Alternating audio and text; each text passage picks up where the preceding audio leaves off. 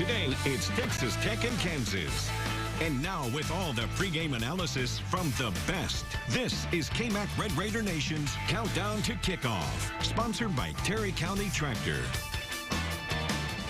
Good morning and welcome into Red Raider Nation's Countdown to Kickoff. David Collier here for the next half hour. We get you ready for Texas Tech and Kansas, a 3 o'clock kick this afternoon there in Lawrence, a game that you could see on ESPN+. Coming up, talk about a Texas Tech rush defense that was once ranked in the top 10 earlier this season, looking for answers after giving up nearly 400 yards on the ground a week ago. Why the Kansas QB could be throwing a wrench into those plans. Also ahead, SaRodorick Thompson runs his way into the Texas Tech record books, and later, everythinglubbock.com.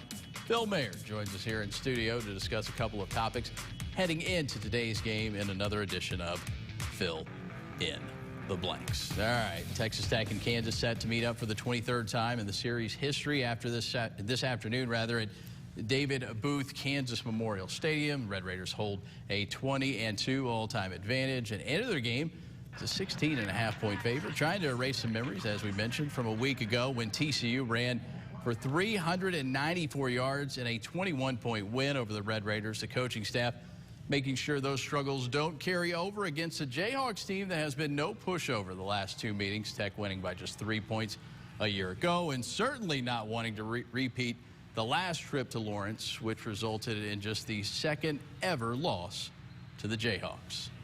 Nobody likes to lose a game. Nobody does that invest. And the people and the coaches, the players that invest so much, and you empty your tank, it's an emotional draining either euphoria if you win. What you try not to let it do is demoralize you when you lose. And then so you say, okay, what did we do well? What did we not do so well? And what do we need to improve on?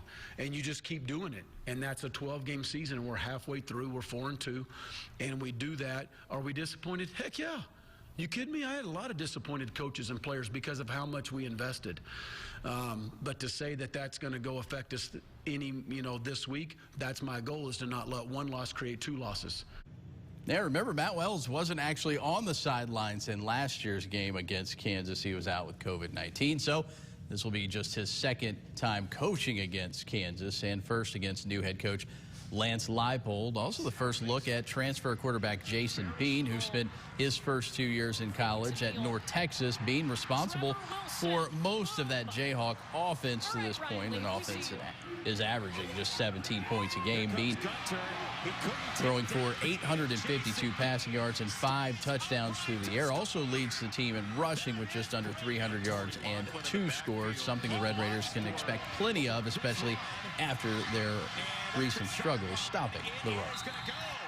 Kansas does that anyway. I mean, they're going to try to run it, and they've got certainly, I think the guy that's leading them, the quarterback, Bean, is very athletic.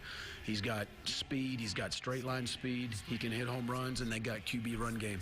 He's probably faster than any quarterback we've seen to this point. He was third in the state in the 100-meter, and he just, watch on him film. I don't know if it's just because when you're tired and you're watching film, I mean, he looks really fast. I mean, you just want to go, good grief, man, this kid can run. But he does a nice job with it. At the end of the day, that's where it begins, with a quarterback run game, and we've got to be sound. And now to a man that always brings sound logic to the show, and we need that from time to time or all the time. It's Phil Mayer with another edition of Fill in the Blank. Phil, you say blank is the most interesting subplot of today's game. Eric Ezukanma's involvement. And Ezukanma exploded onto the scene this year in those first 2 games of the season. 179 yards against Houston, 143 yards against SFA. But he's really gone quiet since, just 109 yards after those first 2 games. Of course, he missed the West Virginia game, but he didn't touch the ball until the 4th quarter last week against TCU. Now, Texas Tech fans were calling for a more balanced offense after Tyler Shuck seemed to only look Easy's way in those 2 games. But I don't think anyone envisioned his production dropping off to this extent. Opposing defenses have made it tough on him with double teams, but there are also ways to work around that, and we've seen how dynamic he can be in the screen game if Texas Tech can get him the ball early. Now we're going up against a Kansas defense that's allowed at least 45 points to every FBS opponent this year. Easy will be the best player on the field today, and man, would it be nice to see him getting back to putting up some crooked numbers. Yeah, he actually only has 3 career catches against the Kansas Jayhawks. You mentioned not touching the ball until the fourth quarter. They threw it his way like late in the second quarter. Sonny Cumbie did say this week, we're going to try to get the ball in the playmaker's hands. He's not dumb, right? No, he is not. All right, Phil.